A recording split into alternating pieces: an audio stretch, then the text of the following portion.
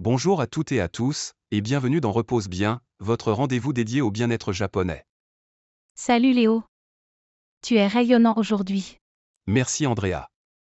Ce matin, j'ai commencé la journée avec un peu de méditation et une tasse de thé vert. Quel bon début.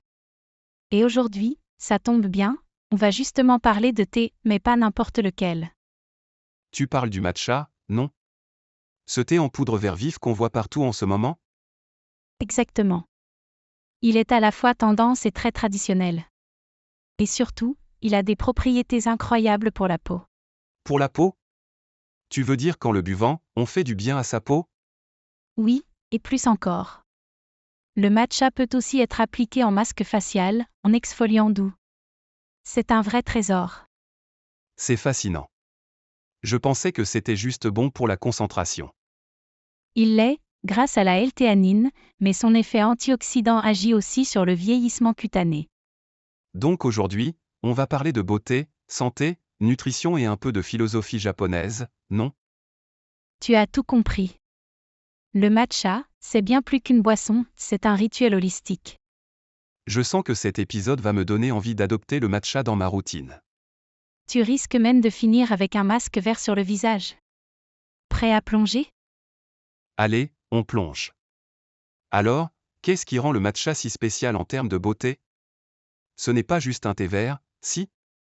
Non, c'est bien plus concentré. On consomme la feuille entière, donc on bénéficie de tous ses nutriments, catéchines, vitamines C et E, bêta-carotène. Les catéchines, ce sont des antioxydants, non? Exactement. Elles combattent les radicaux libres qui accélèrent le vieillissement cutané. Donc le matcha agit comme un bouclier anti-âge? On peut le dire comme ça. Il préserve l'élasticité de la peau, limite les rides et calme les inflammations. Et la vitamine C dans le matcha, elle joue quel rôle? Elle aide à stimuler la production de collagène et éclaircit le teint. Et pour les peaux à tendance grasse ou acnéique? Très efficace aussi. Les catéchines sont antibactériennes, donc elles réduisent les imperfections. Je comprends mieux pourquoi on le surnomme sérum à boire. Oui, et en plus, il contient de la L-théanine qui réduit le stress, un facteur souvent négligé dans les problèmes de peau. C'est vrai. Moins de stress, c'est souvent moins de boutons. Exactement. Et contrairement au café, le matcha stimule sans agiter. Donc en résumé, il protège, nourrit, apaise et régule aussi? Tu as tout compris. Et ça, juste en buvant une tasse par jour. Je vais en préparer une dès que possible. Et pourquoi pas un masque aussi? On en parle dans la prochaine section. Andrea, tu parlais des radicaux libres tout à l'heure. Peux-tu expliquer ce que c'est exactement? Bien sûr.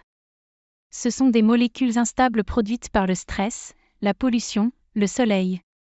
Elles attaquent nos cellules, y compris celles de la peau. Et le matcha aide à les neutraliser. Oui. Grâce à sa richesse en antioxydants, notamment les catéchines, il agit comme une barrière contre ces agresseurs.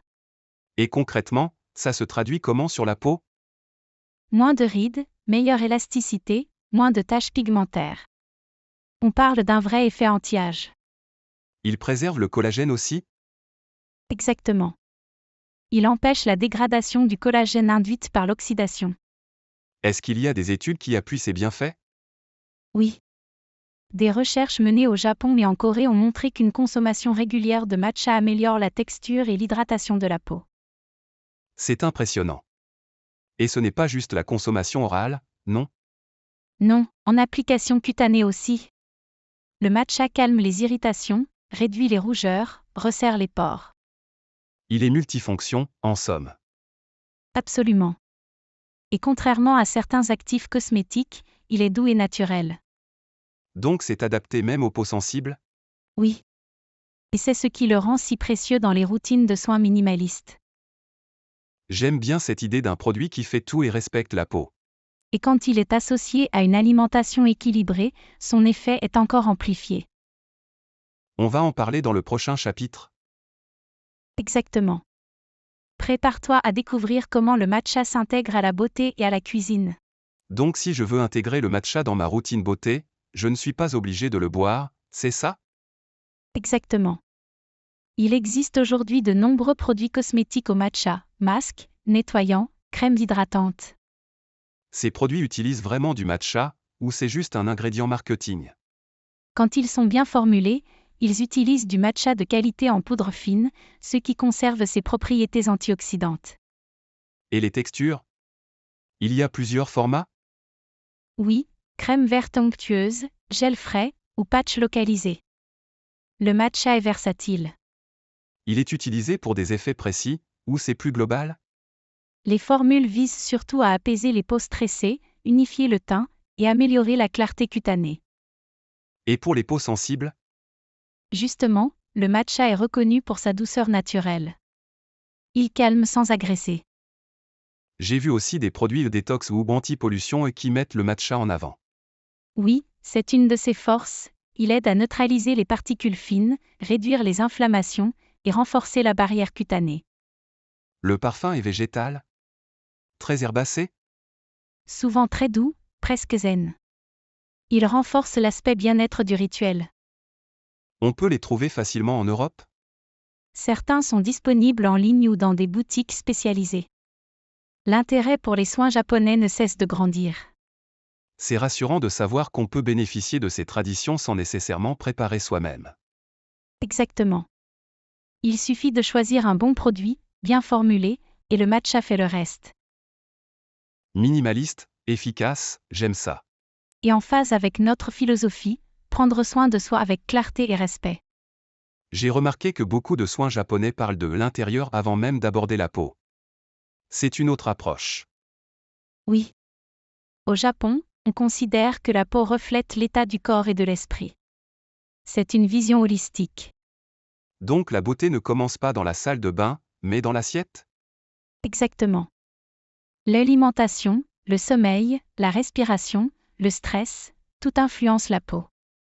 Et le matcha, dans tout ça? Il incarne cette philosophie, nourrir le corps, apaiser l'esprit, purifier de l'intérieur. C'est pour ça qu'on boit du matcha lentement, presque comme un rituel? Oui. On le prépare avec attention, on le savoure en pleine conscience. C'est presque méditatif. Et ce rituel, est-ce que les Japonais le font tous les jours? Pas toujours, mais beaucoup l'associent au calme du matin ou à une pause apaisante l'après-midi. Ça me parle. J'ai envie d'introduire ce moment matcha dans mon quotidien. Tu verras, ça influence ton rythme et même ton humeur. Donc l'effet sur la peau, ce n'est pas juste chimique, c'est aussi émotionnel? Exactement. Une peau apaisée, c'est souvent le reflet d'un mental calme. Et ça rejoint la philosophie repose bien. Tout à fait. La beauté n'est pas un objectif, c'est une harmonie à cultiver. Ce que tu dis me touche. On ne parle plus juste de cosmétiques, mais de prendre soin de soi avec sens. Et le matcha nous offre ce lien. Simple, profond, régénérant. Andrea, j'aimerais savoir, à quel moment de la journée le matcha est le plus bénéfique pour la peau et le bien-être? Bonne question. En général, on le consomme seul, entre les repas le matin ou en milieu d'après-midi. Donc pas comme le thé vert classique qu'on boit avec le déjeuner ou le dîner? Exactement. Le matcha est plus intense, il se déguste souvent comme un moment à part, presque rituel. Et sur le plan de la beauté? Est-ce que ce moment influence ses effets? Oui. Pris le matin à jeûne, il booste l'absorption des antioxydants et aide le corps à démarrer la journée avec clarté. Et l'après-midi, quand on commence à fatiguer? Parfait aussi. Il relance l'énergie sans agiter, grâce à la L-théanine, et peut limiter le stress, bon pour la peau. Et par rapport au thé vert traditionnel? Le thé vert classique est plus léger, mais il contient aussi des catéchines et peut accompagner les repas sans problème. Donc les deux ont des bienfaits beauté? Oui. Mais le matcha est plus concentré, donc plus puissant pour les effets antioxydants. Et si je devais choisir, quel moment serait idéal? Personnellement, je dirais après le réveil ou comme pause bien-être en journée. C'est là que ses bienfaits sont les plus visibles. Et côté gastronomie? Avec quoi il se marie le mieux? Traditionnellement avec des wagashi, des pâtisseries japonaises peu sucrées à base de haricots rouges. Donc une pause sucrée mais équilibrée. Exactement. Et comme tout rituel japonais, On privilégie la qualité, le calme et la pleine conscience. J'aime beaucoup cette idée. Ce n'est pas qu'un thé, c'est une expérience. Et c'est là que la beauté intérieure commence.